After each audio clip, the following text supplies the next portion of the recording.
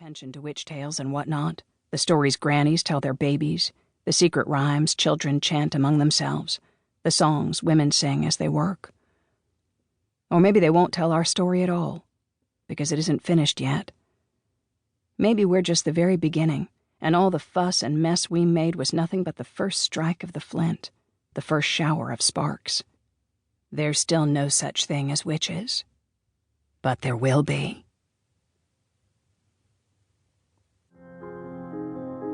Part 1. The Wayward Sisters.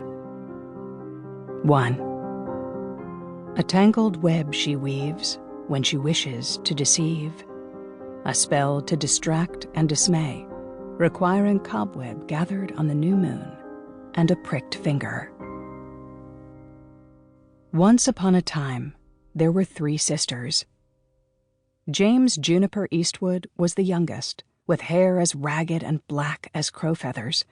She was the wildest of the 3, the canny one, the feral one, the one with torn skirts and scraped knees and a green glitter in her eyes, like summer light through leaves.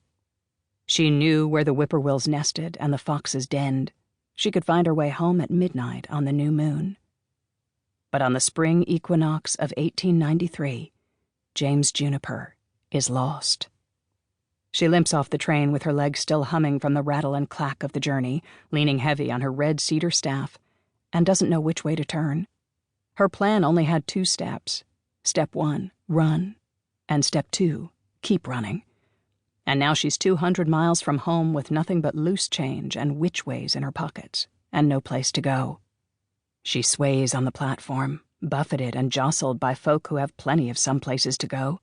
Steam hisses and swirls from the engine, curling cat-like around her skirts. Posters and ads flutter on the wall. One of them is a list of New Salem city ordinances and the associated fines for littering, profanity, debauchery, indecency, and vagrancy. One of them shows an irritable-looking Lady Liberty with her fist raised into the air and invites all ladies who tire of tyranny to attend the New Salem Women's Association rally in St. George's Square at 6 o'clock on the equinox. One of them shows Juniper's own face in blurred black and white above the words, Miss James Juniper Eastwood, 17 years of age, wanted for murder and suspected witchcraft. Hell. They must have found him. She'd thought burning the house would muddy things a little more. Juniper meets her own eyes on the poster and pulls her cloak's hood a little higher. Boots ring dully on the platform. A man in a neat black uniform strolls toward her, baton slapping in his palm, eyes narrowed. Juniper gives him her best wide-eyed smile, hand sweating on her staff. Morning, mister. I'm headed to... She needs a purpose, a somewhere to be. Her eyes flick to the irritable Lady Liberty poster. St. George's Square. Could you tell me how to get there? She squeezes her accent for every country cent it's worth, pooling her vowels like spilled honey. The officer looks her up and down, hacked-off hair scraping against her jaw, dirt-seamed knuckles, muddy boots. He grunts a mean laugh. Saints save us. Even the hicks want the vote. Juniper's never thought much about voting or suffrage or women's rights, but his tone makes her chin jerk up. That a crime?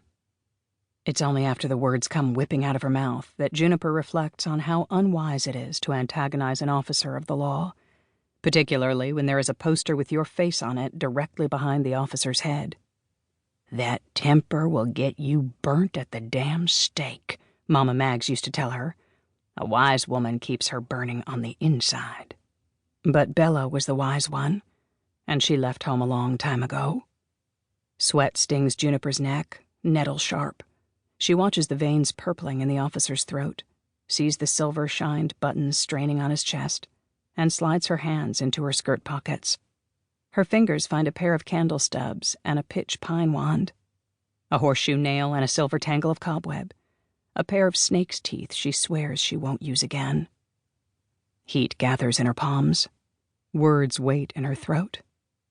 Maybe the officer won't recognize her, with her hair cut short and her cloak hood pulled high. Maybe he'll just yell and stomp like a ruffled rooster and let her go.